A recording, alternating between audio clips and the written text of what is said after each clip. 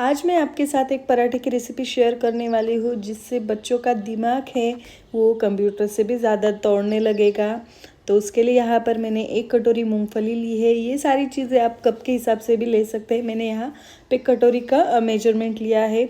मूंगफली को हमें लो टू मीडियम फ्लेम पर अच्छे से भुनना है ताकि हमारी मूंगफली है वो अंदर तक अच्छे से सिक जाए। अंदर तक अच्छे से सिकने से हमारी मूंगफली का स्वाद है वो बहुत बढ़िया आता है। मूंगफली अच्छे से भुन चुकी है, उसको ठंडा करने के लिए एक थाली में निकालना है। उसी कटोरी से अब हमें 1 कटोरी बादाम लेने हैं, उसको भी हमें अच्छे से भुनना है। अच्छे से भुनने से इनका स्वाद है वो बहुत बढ़िया आता है।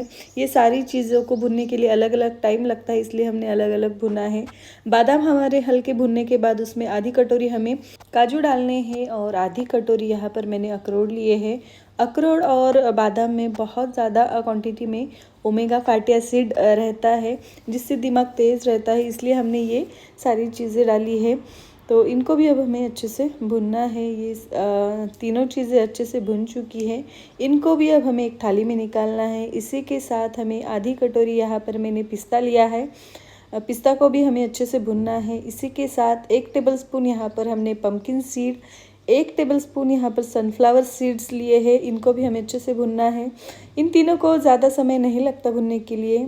इसके बाद इसमें हमें 1 कटोरी सूखा हुआ नारियल कद्दूकस कर लेना है, इसको भी हमें अच्छे से भुनना है।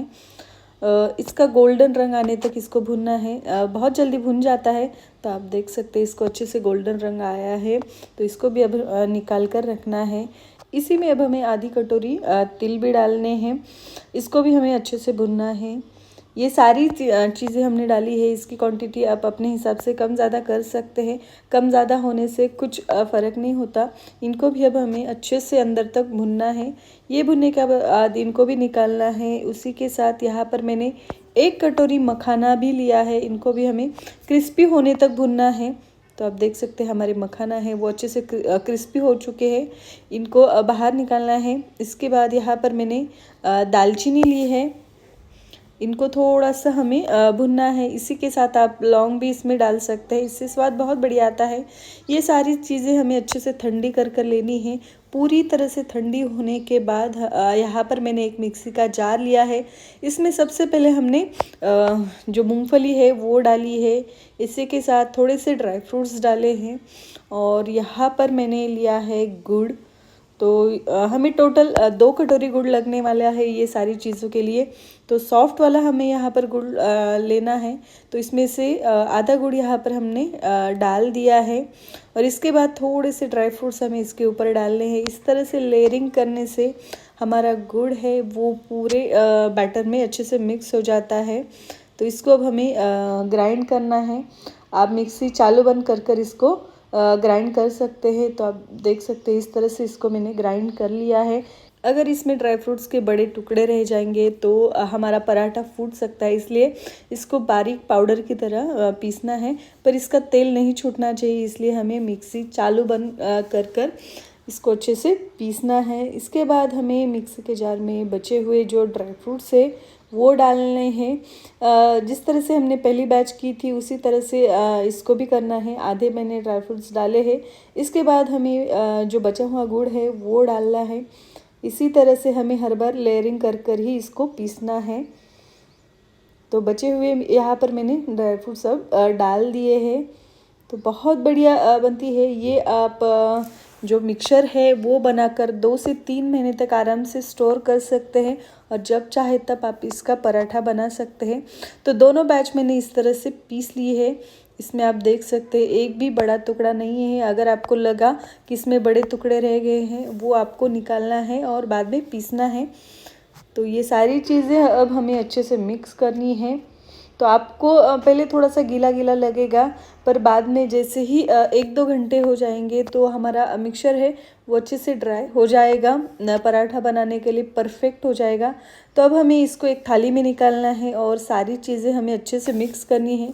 हमने 2 बैच में इनको निकाला था इसलिए वो अलग अलग रह गई है। तो इसको हाथ से अच्छे से मिक्स करना है ताकि सारी चीज़ें हैं वो एक साथ अच्छे से मिक्स हो जाए।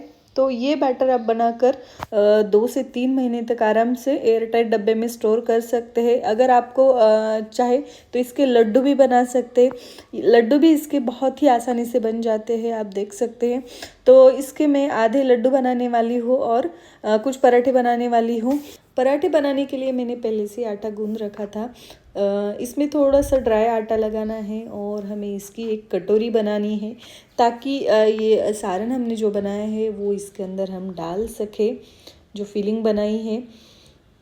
तो आपको कितने बड़े साइज़ का पराठा बनाना है उस तरह से आप इसकी कटोरी बना सकते हैं। मैंने बहुत बड़ा नहीं लिया है, तो आप अपने हिसाब से कर लीजिए। तो इसके बाद इसमें अब हमें जो हमने फिलिंग बनाई है वो डालनी है। 1 से 2 चम्मच आप इसमें डाल सकते हैं। 2 से 3 चम्मच इसमें फिलिंग आराम से बैठ जाती है। आपको जितनी चाहिए उतनी इसमें फिलिंग डालनी है और इस तरह से इसको हमें बंद करना है। जिस तरह से हम बाकी के पराठे बनाते हैं उसी तरह से हमें इसको करना है और एक बार इस तरह से हमें प्रेस करना है, ताकि जो हमने इसमें फिलिंग भरी है वो साइड तक अच्छे से जाए। सूखा आटा लगाने के बाद इस तरह से हमें इसको दबाना है, ताकि जो फिलिंग भरी है वो साइड तक अच्छे से स्प्रेड हो जाए। इसके बाद हमें इसको बेलना है। तो एक ही साइड से नहीं बेलना है, दोनों साइड से हमें अच्छे से बेलना है। तो आप देख सकते हैं जो हमने फिलिंग इसके अंदर भरी है वो पूरी साइड तक अच्छे से फैल रही है। तो वीडियो में भी दिख रहा है, ऊपर से भी अच्छे से दिख रहा है। तो इस तरह से हमारी पूरी फिलिंग है वो पूरी साइड तक जानी चाहिए। तो दोनों तरफ से अच्छे से हमें इसको बेलना है। बहुत मोटा नहीं रखना है, पतला ही बेलना है हमें। पतला बेलने से इसका स्वाद है बहुत बढ़िया आता है।